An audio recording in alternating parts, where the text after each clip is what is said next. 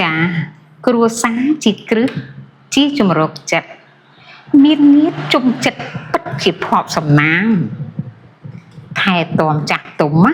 ជាខ្នងបង្អែកសាងសង្គមថ្កើងថ្កាន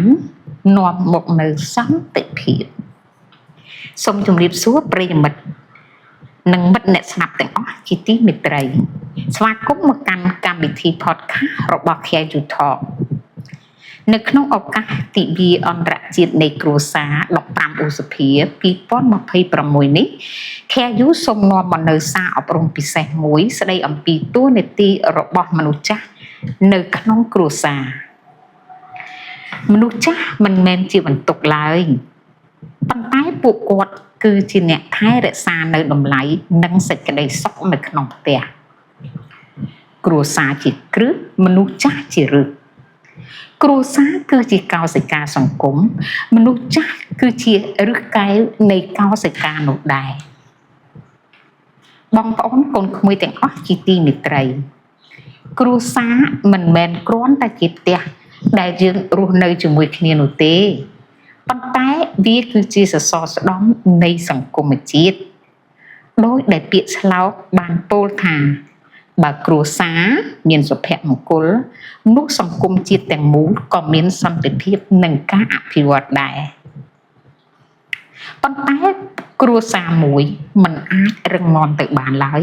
ប្រសិនបើគ្មានការថែទាំដល់ឫសកែវនៃផ្ទះរបស់យើងទេពោលគឺជាចាស់ព្រឹទ្ធាចារ្យជារៀងរាល់ឆ្នាំយើងតែងតែរំលឹកពីពាក្យថាគ្រួសារប៉ុន្តែបងប្អូនមានដែលដឹងទេអ្វីទៅជាគ្រឹះដ៏ពិតប្រាកដនៃសុភមង្គលនៅក្នុងគ្រួសារនោះដើម្បីឲ្យទិវាគ្រួសារអន្តរជាតិឆ្នាំនេះកាន់តែមានន័យសម្រាប់លោកអ្នកKU សូមចែករំលែកនៅគន្លឹះសំខាន់ចំនួន3ដើម្បីពង្រឹងគ្រឹះគ្រួសារឲ្យបានរឹងមាំគ្រឹះទី1គឺការបង្កើតពេលវេលាគុណភាពថ្ងៃបុណ្យនៃថ្ងៃគ្រួសារយើងត្រូវតែជ្រើសរើសយកពេលវេលាដែលប្រកបដោយគុណភាពគឺសូម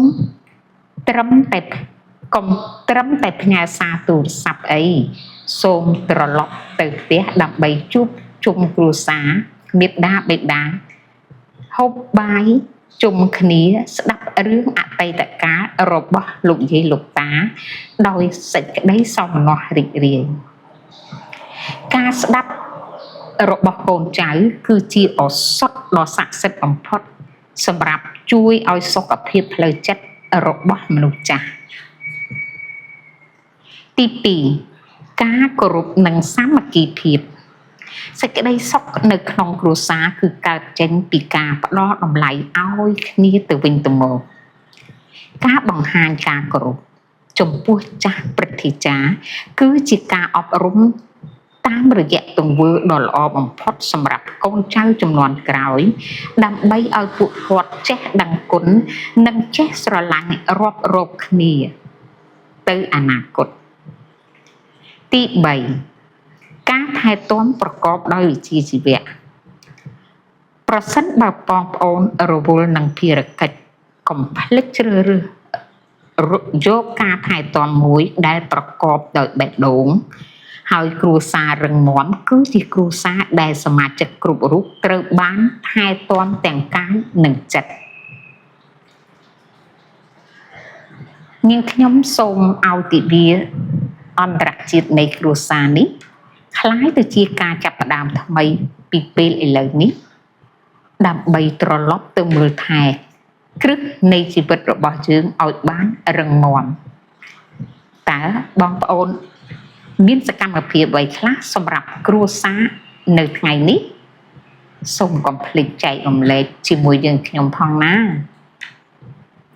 នាងខ្ញុំរិទ្ធីពីកម្មវិធី KU Podcast សូមអរគុណនិងសូមគោរពជូនពរសូមគ្រប់ក្រុមគ្រួសារនៅក្នុងប្រទេសកម្ពុជាសូមជួបតែសេចក្តីសុខស្នាមញញឹមនិងសុភមង្គលគ្រប់ក្រុមគ្រួសារសូមអរគុណសូមជម្រាបលា